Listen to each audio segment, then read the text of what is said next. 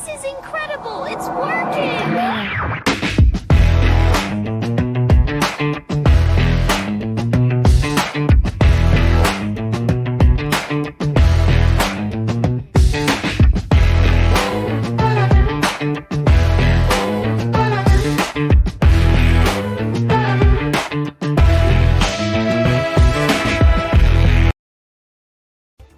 Ah, l'année 1989, l'année de mes 8 ans, l'année du bicentenaire de la prise de la Bastille. Ouais, oui, vous savez, cette année où, pour la l'école, nous avez tous affublés de bonnets rouges en papier crépon.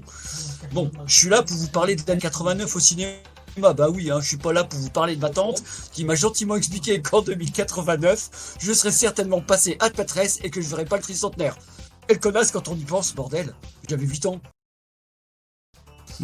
Donc, cette année-là, j'ai le droit de le dire, Claude François n'a rien inventé. On a eu pas mal de cartons. Batman de Tim Burton, Corey rencontre Sally, Tango et Cash, La Petite Sirène ou encore Allô Maman ici bébé. Vu qu'on a eu 358 films cette année-là, je vais essayer de ranger un petit peu tout ça.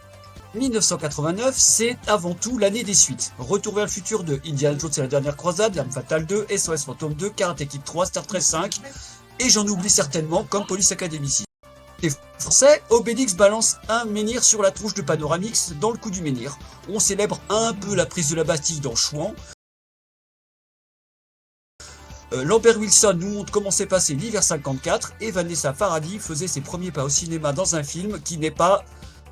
Disons qu'à l'heure actuelle, on aurait 72 associations sur le dos.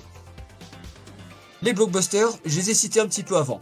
Maintenant, on va passer à une autre catégorie, les nanars et autres bizarreries. Bah oui, sinon, qu'est-ce que je fous là? Alors, Marquis, film d'animation écrit par le créateur de Téléchat, rien que ça, on est mal. Ça raconte l'histoire d'un type enfermé à la Bastille et son seul compagnon, c'est sa... Oui, ce que tout homme a entre les jambes. Bref, une bloquitude absolue qui n'a pas convaincu son public. Baxter, l'histoire d'un chien, un bull terrier qui est bazardé de famille d'accueil en famille d'accueil. Bon, c'est pas drôle. Bon, tout le film est vu par le point de vue du chien, et en plus de ça, on l'entend penser. Bon, un jour, la pauvre bête va se retrouver avec un gamin qui pense qu'être nazi c'est bien, alors que c'est pas si bien que ça.